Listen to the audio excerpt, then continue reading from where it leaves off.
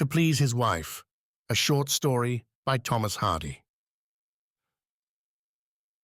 Chapter 1. The interior of St. James's Church in Havenpool town was slowly darkening under the close clouds of a winter afternoon. It was Sunday. Service had just ended, the face of the parson in the pulpit was buried in his hands, and the congregation, with a cheerful sigh of release, were rising from their knees to depart. For the moment, the stillness was so complete that the surging of the sea could be heard outside the harbour bar. Then it was broken by the footsteps of the clerk going towards the west door to open it in the usual manner for the exit of the assembly. Before, however, he had reached the doorway, the latch was lifted from without, and the dark figure of a man in a sailor's garb appeared against the light. The clerk stepped aside, the sailor closed the door gently behind him, and advanced up the nave till he stood at the chancel step. The parson looked up from the private little prayer, which, after so many for the parish, he quite fairly took for himself, rose to his feet, and stared at the intruder. "I beg your pardon, sir," said the sailor, addressing the minister in a voice distinctly audible to all the congregation. "I have come here to offer thanks for my narrow escape from shipwreck. I am given to understand that it is a proper thing to do if you have no objection." The parson, after a moment's pause, said hesitatingly, "I have no objection, certainly. It is usual to mention any such wish before service, so that the proper words may be used in the general thanksgiving. But if you wish, we can read from the form for use after a storm at sea." "Aye, sure. I ain't particular," said the sailor.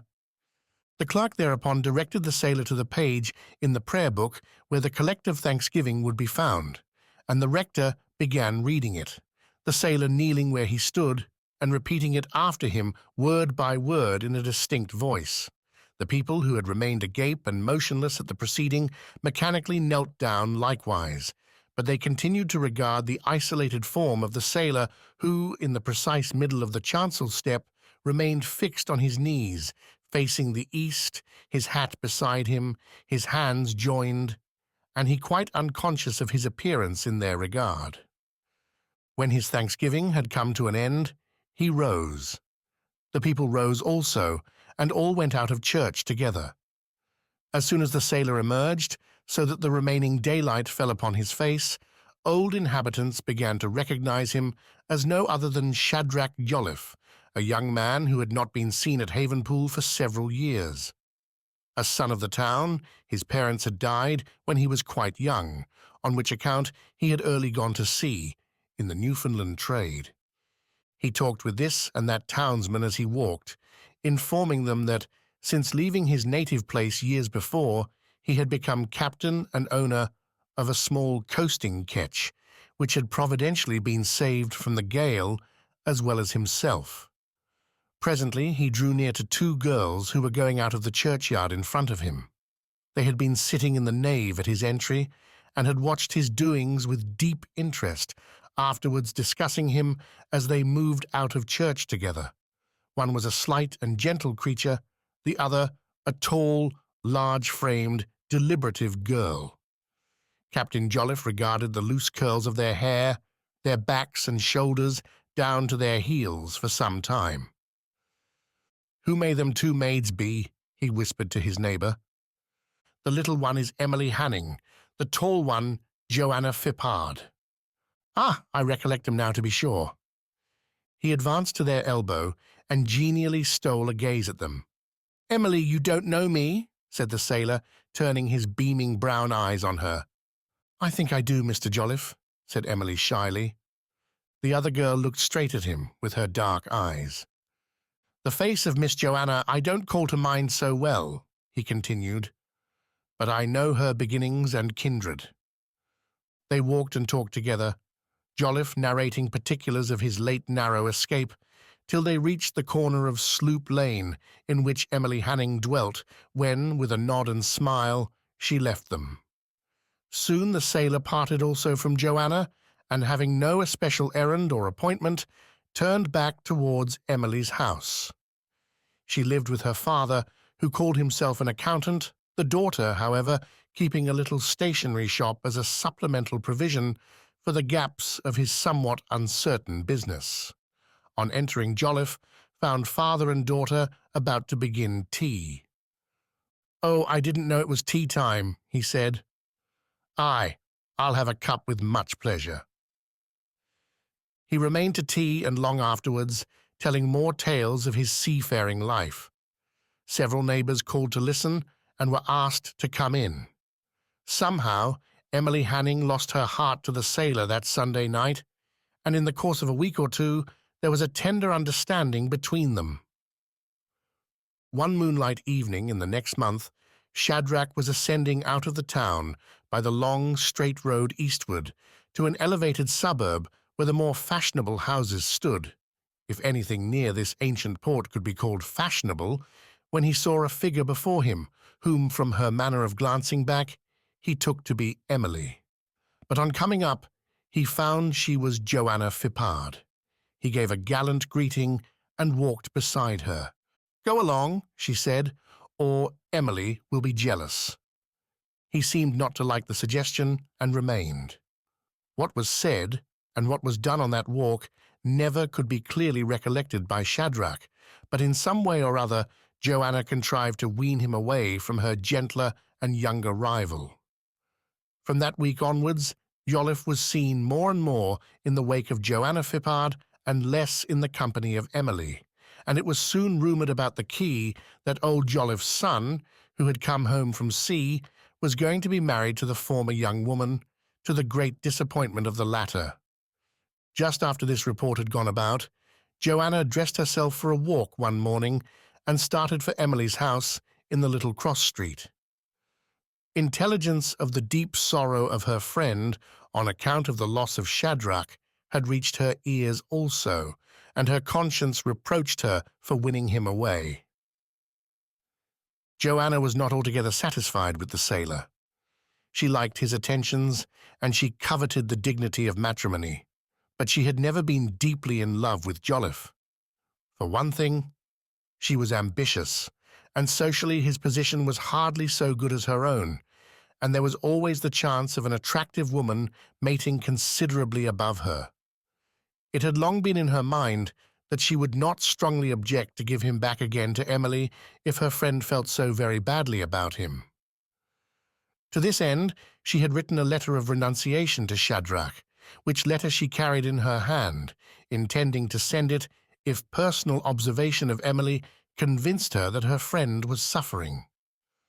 Joanna entered Sloop Lane and stepped down into the stationery shop, which was below the pavement level. Emily's father was never at home at this hour of the day, and it seemed as though Emily were not at home either, for the visitor could make nobody hear. Customers came so seldom hither that a 5 minutes' absence of the proprietor counted for little. Joanna waited in the little shop, where Emily had tastefully set out, as women can, articles in themselves of slight value, so as to obscure the meagreness of the stock in trade, till she saw a figure pausing without the window, apparently absorbed in the contemplation of the sixpenny books, packets of paper, and prints hung on a string. It was Captain Shadrach Jolliffe, peering in to ascertain if Emily were there alone. Moved by an impulse of reluctance to meet him in a spot which breathed of Emily, Joanna slipped through the door that communicated with the parlour at the back. She had frequently done so before, for in her friendship with Emily she had the freedom of the house without ceremony. Jolliff entered the shop. Through the thin blind which screened the glass partition, she could see that he was disappointed at not finding Emily there. He was about to go out again when Emily's form darkened the doorway, hastening home from some errand. At sight of Jolliff, she started back as if she would have gone out again. "Don't run away, Emily, don't," said he. "What can make ye afraid?" "I'm not afraid, Captain Jolliff, only I saw you all of a sudden, and it made me jump."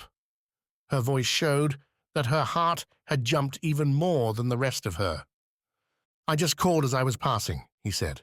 "For some paper?" She hastened behind the counter. No, Emily, why do you get behind there? Why not stay by me? You seem to hate me. I don't hate you. How can I? Then come out, so that we can talk like Christians. Emily obeyed with a fitful laugh, till she stood again beside him in the open part of the shop. There's a dear, he said. You mustn't say that, Captain Jolliffe, because the words belong to somebody else. Ah, I know what you mean. But, Emily, upon my life, I didn't know till this morning that you cared one bit about me, or I should not have done as I have done. I have the best of feelings for Joanna, but I know that from the beginning she hasn't cared for me more than in a friendly way, and I see now the one I ought to have asked to be my wife. You know, Emily, when a man comes home from sea after a long voyage, he's as blind as a bat. He can't see who's who in women. They are all alike to him, beautiful creatures, and he takes the first that comes easy, without thinking if she loves him, or if he might not soon love another better than her. From the first I inclined to you most, but you were so backward and shy that I thought you didn't want me to bother thee, and so I went to Joanna. Don't say any more, Mr. Joliffe, don't, said she, choking. You are going to marry Joanna next month, and it is wrong to... Oh, Emily, my darling, he cried, and clasped her little figure in his arms before she was aware. Joanna, behind the curtain, turned pale, tried to withdraw her eyes, but could not. It is only you I love as a man ought to love the woman he is going to marry, and I know this from what Joanna has said, that she will willingly let me off. She wants to marry higher, I know, and only said yes to me out of kindness. A fine, tall girl like her isn't the sort for a plain sailor's wife. You be the best suited for that. He kissed her and kissed her again, her flexible form quivering in the agitation of his embrace. I wonder, are you sure? Joanna is going to break off with you. Oh, are you sure? Because I know she would not wish to make us miserable. She will release me. Oh, I hope she will. Don't stay any longer, Captain Jolliffe. He lingered, however, till a customer came for a penny stick of sealing wax, and then he withdrew. Green envy had overspread Joanna at the scene. She looked about for a way of escape. To get out without Emily's knowledge of her visit was indispensable. She crept from the parlour into the passage, and thence to the front door of the house, where she let herself noiselessly into the street. The sight of that caress had reversed all her resolutions. She could not let Shadrach go. Reaching home, she burnt the letter and told her mother that if Captain Jolliffe called, she was too unwell to see him. Shadrach, however, did not call. He sent her a note expressing in simple language the state of his feelings, and asked to be allowed to take advantage of the hints she had given him that her affection, too, was little more than friendly, by cancelling the engagement. Looking out upon the harbour and the island beyond, he waited and waited in his lodgings for an answer that did not come. The suspense grew to be so intolerable that after dark he went up the High Street. He could not resist calling at Joanna's to learn his fate. Her mother said her daughter was too unwell to see him, and to his questioning admitted that it was in consequence of a letter received from himself, which had distressed her deeply. You know what it was about, perhaps, Mrs. Phippard? He said. Mrs. Phippard owned that she did, adding that it put them in a very painful position. Thereupon Shadrach, fearing that he had been guilty of an enormity, explained that if his letter had pained Joanna, it must be owing to a misunderstanding, since he had thought it would be a relief to her. If otherwise, he would hold himself bound by his word, and she was to think of the letter as never having been written. Next morning, he received an oral message from the young woman asking him to fetch her home from a meeting that evening. This he did, and while walking from the town hall to her door, with her hand in his arm, she said, "It is all the same as before between us, isn't it, Shadrach? Your letter was sent in mistake." "It is all the same as before," he answered, "if you say it must be." "I wish it to be," she murmured, with hard lineaments, as she thought of Emily. Shadrach was a religious and scrupulous man who respected his word as his life. Shortly afterwards, the wedding took place, Jolliff having conveyed to Emily as gently as possible the error he had fallen into when estimating Joanna's mood as one of indifference. Chapter 2. A month after the marriage, Joanna's mother died, and the couple were obliged to turn their attention to very practical matters. Now that she was left without a parent, Joanna could not bear the notion of her husband going to sea again. But the question was, what could he do at home? They finally decided to take on a grocer's shop in High Street, the goodwill and stock of which were waiting to be disposed of at that time. Shadrach knew nothing of shopkeeping, and Joanna very little, but they hoped to learn. To the management of this grocery business, they now devoted all their energies and continued to conduct it for many succeeding years, without great success. 2 sons were born to them, whom their mother loved to idolatry, although she had never passionately loved her husband, and she lavished upon them all her forethought and care. But the shop did not thrive, and the large dreams she had entertained of her son's education and career became attenuated in the face of realities.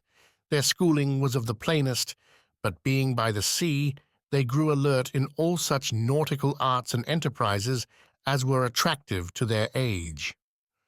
The great interest of the Jolliffes' married life, outside their own immediate household, had lain in the marriage of Emily. By one of those odd chances which lead those that lurk in unexpected corners to be discovered, while the obvious are passed by, the gentle girl had been seen and loved by a thriving merchant of the town, a widower, some years older than herself, though still in the prime of life. At first Emily had declared that she never could marry anyone, but Mr. Lester had quietly persevered, and had at last won her reluctant assent. 2 children also were the fruits of this union, and, as they grew and prospered, Emily declared that she had never supposed that she could live to be so happy. The worthy merchant's home, one of those large, substantial brick mansions frequently jammed up in old-fashioned towns, faced directly on the High Street, nearly opposite to the grocery shop of the Jolliffes, and it now became the pain of Joanna to behold the woman whose place she had usurped out of pure covetousness, looking down from her position of comparative wealth upon the humble shop window with its dusty sugar loaves, heaps of raisins and canisters of tea, over which it was her own lot to preside. The business having so dwindled, Joanna was obliged to serve in the shop herself, and it galled and mortified her that Emily Lester, sitting in her large drawing-room over the way, could witness her own dancings up and down behind the counter at the beck and call of wretched 2-penny customers, whose patronage she was driven to welcome gladly, persons to whom she was compelled to be civil in the street, while Emily was bounding along with her children and her governess and conversing with the genteelest people of the town and neighborhood. This was what she had gained by not letting Shadrach Jolliffe, whom she had so faintly loved, carry his affection elsewhere. Shadrach was a good and honest man, and he had been faithful to her in heart and in deed. Time had clipped the wings of his love for Emily in his devotion to the mother of his boys. He had quite lived down that impulsive earlier fancy, and Emily had become in his regard nothing more than a friend. It was the same with Emily's feelings for him. Possibly, had she found the least cause for jealousy, Joanna would almost have been better satisfied. It was in the absolute acquiescence of Emily and Shadrach in the results she herself had contrived that her discontent found nourishment. Shadrach was not endowed with the narrow shrewdness necessary for developing a retail business in the face of many competitors. Did a customer inquire if the grocer could really recommend the wondrous substitute for eggs which a persevering bagman had forced into his stock, he would answer that when you did not put eggs into a pudding, it was difficult to taste them there, and when he was asked if his real mocha coffee was real mocha, he would say grimly, as understood, in small shops. One summer day, when the big brick house opposite was reflecting the oppressive sun's heat into the shop, and nobody was present but husband and wife, Joanna looked across at Emily's door, where a wealthy visitor's carriage had drawn up. Traces of patronage had been visible in Emily's manner of late. "Shadrach, the truth is you are not a businessman," his wife sadly murmured. "You were not brought up to shopkeeping, and it is impossible for a man to make a fortune at an occupation he has jumped into as you did into this." Jolliff agreed with her, in this as in everything else. "Not that I care a rope's end about making a fortune," he said cheerfully. "I am happy enough, and we can rub on somehow." And she looked again at the great house through the screen of bottled pickles. "Rub on, yes," she said bitterly. "But see how well off Emmy Lester is, who used to be so poor. Her boys will go to college, no doubt, and think of yours, obliged to go to the parish school." Shadrach's thoughts had flown to Emily. "Nobody," he said good-humouredly, "ever did Emily a better turn than you did, Joanna, when you warned her off me and put an end to that little simpering nonsense between us, so as to leave it in her power to say 'I' to Lester when he came along." This almost maddened her. "Don't speak of bygones," she implored in stern sadness, "but think, for the boys' and my sake, if not for your own, what are we to do to get richer?" "Well," he said, becoming serious, "to tell the truth, I have always felt myself unfit for this business, though I've never liked to say so. I seem to want more room for sprawling, a more open space to strike out in than here among friends and neighbours. I could get rich as well as any man if I tried my own way." "I wish you would. What is your way?" "To go to sea again." She had been the very one to keep him at home, hating the semi-widowed existence of sailors' wives. But her ambition checked her instincts now, and she said, "Do you think success really lies that way?" "I am sure it lies in no other. Do you want to go, Shadrach?" "Not for the pleasure of it, I can tell 'ee. There's no such pleasure at sea, Joanna, as I can find in my back parlour here. To speak honest, I have no love for the brine. I never had much. But if it comes to a question of a fortune for you and the lads, it is another thing. That's the only way to it for one born and bred a seafarer as I." "Would it take long to earn?" "Well, that depends, perhaps not." The next morning, Shadrach pulled from a chest of drawers the nautical jacket he had worn during the first months of his return, brushed out the moths, donned it, and walked down to the quay. The port still did a fair business in the Newfoundland trade, though not so much as formerly. It was not long after this that he invested all he possessed in purchasing a part ownership in a brig of which he was appointed captain. A few months were passed in coast trading, during which interval Shadrach wore off the land rust that had accumulated upon him in his grocery phase, and in the spring the brig sailed for Newfoundland. Joanna lived on at home with her sons, who were now growing up into strong lads and occupying themselves in various ways about the harbour and quay. "Never mind, let them work a little," their fond mother said to herself. "Our necessities compel it now, but when Shadrach comes home they will be only 17 and 18, and they shall be removed from the port and their education thoroughly taken in hand by a tutor. And with the money they'll have, they will perhaps be as near to gentlemen as Emmy Lester's precious two, with their algebra and their Latin." The date for Shadrach's return drew near and arrived, and he did not appear. Joanna was assured that there was no cause for anxiety, sailing ships being so uncertain in their coming, which assurance proved to be well grounded, for late one wet evening, about a month after the calculated time, the ship was announced as at hand, and presently the slip-slop step of Shadrach as the sailor sounded in the passage, and he entered. The boys had gone out and had missed him, and Joanna was sitting alone. As soon as the first emotion of reunion between the couple had passed, Jolliff explained the delay as owing to a small speculative contract which had produced good results. "I was determined not to disappoint ye," he said, "and I think you'll own that I haven't." With this he pulled out an enormous canvas bag, full and rotund as the money bag of the giant whom Jack slew, untied it, and shook the contents out into her lap as she sat in her low chair by the fire.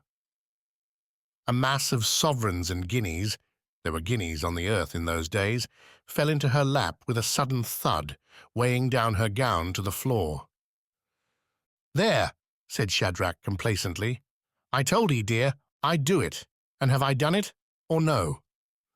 Somehow her face, after the first excitement of possession, did not retain its glory.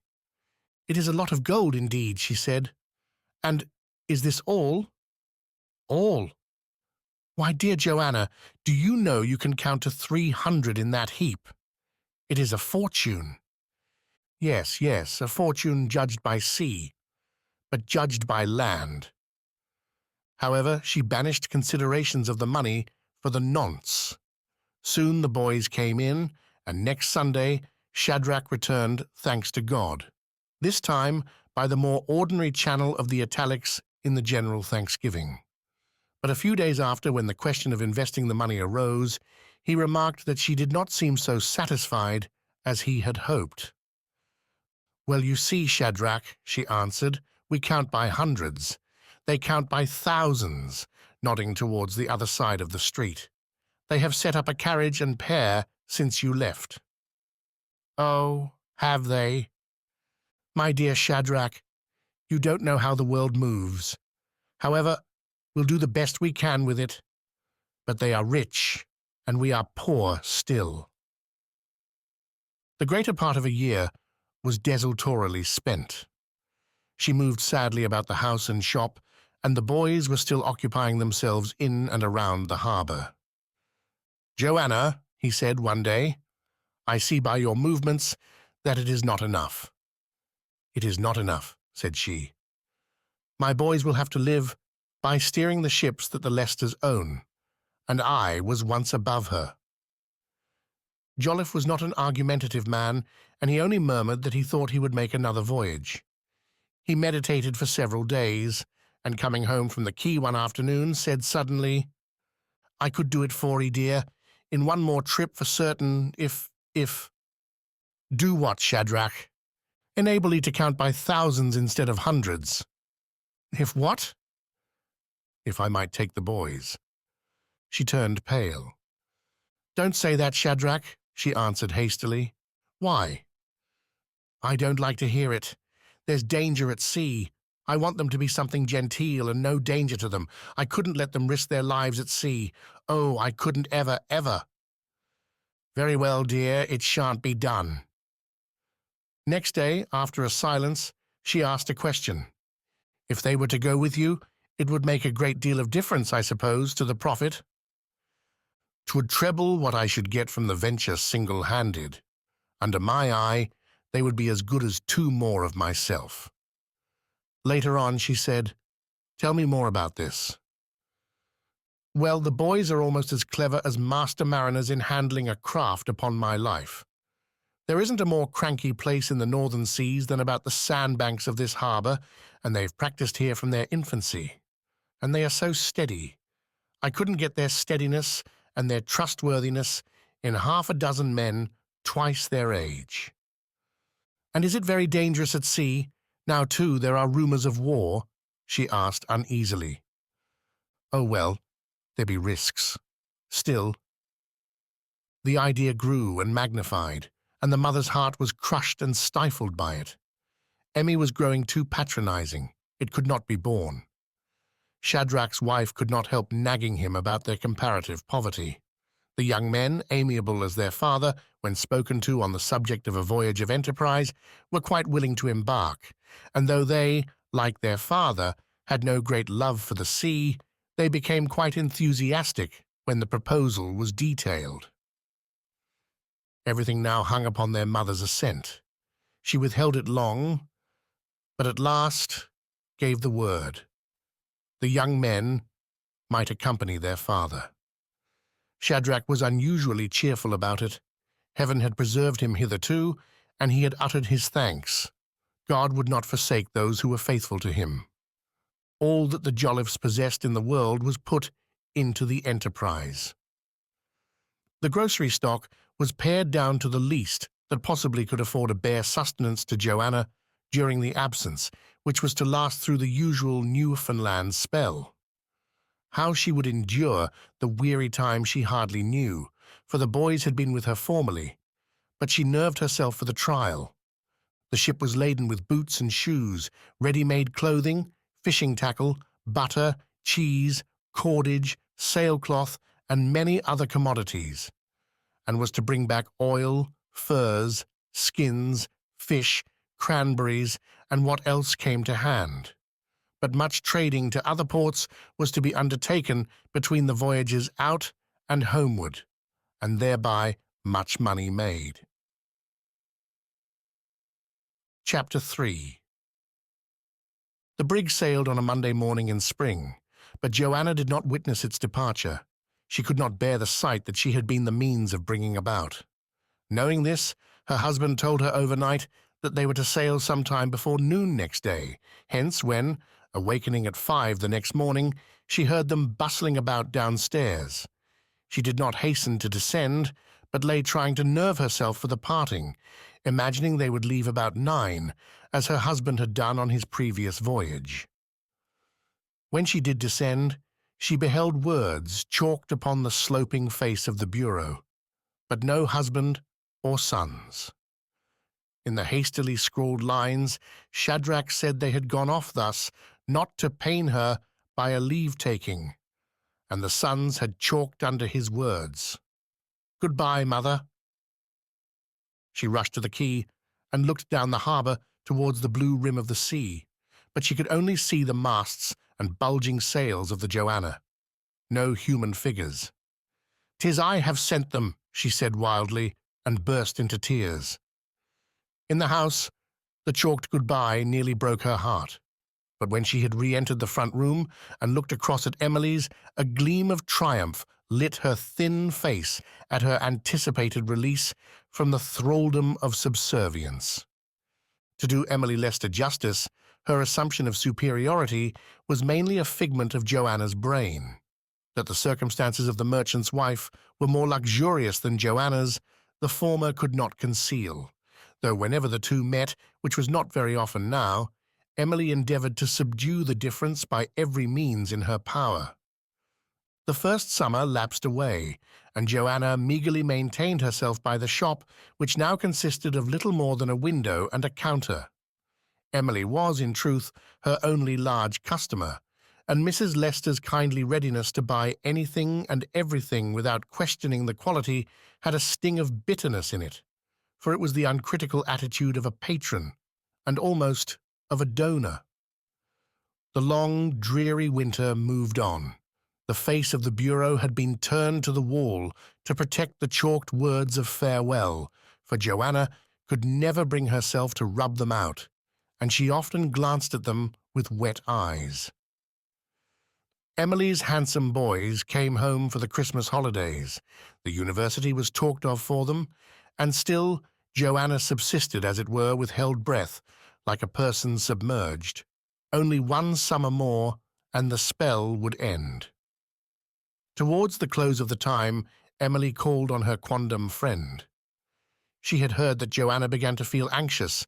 She had received no letter from husband or sons for some months. Emily's silks rustled arrogantly when, in response to Joanna's almost dumb invitation, she squeezed through the opening of the counter and into the parlour behind the shop. "You are all success, and I am all the other way," said Joanna. "But why do you think so?" said Emily. "They are to bring back a fortune, I hear." "Ah, will they come? The doubt is more than a woman can bear. All 3 in one ship, think of that, and I have not heard of them for months." "But the time is not up. You should not meet misfortune halfway." "Nothing will repay me for the grief of their absence." "Then why did you let them go? You were doing fairly well." "I made them go," she said. turning vehemently upon Emily. "And I'll tell you why. I could not bear that we should be only muddling on, and you so rich and thriving. Now I have told you, and you may hate me if you will." "I shall never hate you, Joanna." And she proved the truth of her words afterwards. The end of autumn came, and the brig should have been in port, but nothing like the Joanna appeared in the channel between the sands. It was now really time to be uneasy. Joanna Jolliffe sat by the fire, and every gust of wind caused her a cold thrill. She had always feared and detested the sea. To her it was a treacherous, restless, slimy creature glorying in the griefs of women. Still, she said, they must come. She recalled to her mind that Shadrach had said before starting that if they returned safe and sound, with success crowning their enterprise, he would go as he had gone after his shipwreck and kneel with his sons in the church and offer sincere thanks for their deliverance. She went to church regularly morning and afternoon and sat in the most forward pew nearest the chancel step. Her eyes were mostly fixed on that step where Shadrach had knelt in the bloom of his young manhood. She knew to an inch the spot which his knees had pressed 20 winters before, his outline as he had knelt, his hat on the step beside him. God was good. Surely her husband must kneel there again, a son on each side as he had said, George just here, Jim just there. By long watching the spot as she worshipped it, became as if she saw the 3 returned ones there kneeling, the 2 slim outlines of her boys, the more bulky form between them, their hands clasped, their heads shaped against the eastern wall. The fancy grew almost to an hallucination. She could never turn her worn eyes to the step without seeing them there. Nevertheless, they did not come. Heaven was merciful, but it was not yet pleased to relieve her soul. This was her purgation for the sin of making them the slaves of her ambition. But it became more than purgation soon, and her mood approached despair. Months had passed since the brig had been due, but it had not returned. Joanna was always hearing or seeing evidences of their arrival. When on the hill behind the port, whence a view of the open channel could be obtained, she felt sure that a little speck on the horizon, breaking the eternally level waste of waters southward, was the truck of the Joanna's mainmast. Or when indoors, a shout or excitement of any kind at the corner of the town cellar, where the high street joined the quay, caused her to spring to her feet and cry, "'Tis they!" But it was not. The visionary forms knelt every Sunday afternoon on the chancel step, but not the real. Her shop had, as it were, eaten itself hollow. In the apathy which had resulted from her loneliness and grief, she had ceased to take in the smallest supplies, and thus had sent away her last customer. In this strait, Emily Lester tried by every means in her power to aid the afflicted woman, but she met with constant repulses. "I don't like you, I can't bear to see you," Joanna would whisper hoarsely when Emily came to her and made advances. "But I want to help and soothe you, Joanna," Emily would say. "You are a lady with a rich husband and fine sons. What can you want with a bereaved crone like me?"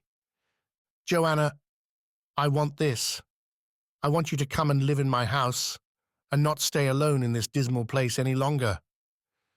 "And suppose they come and don't find me at home? You wish to separate me and mine. No, I'll stay here. I don't like you, and I can't thank you, whatever kindness you do me."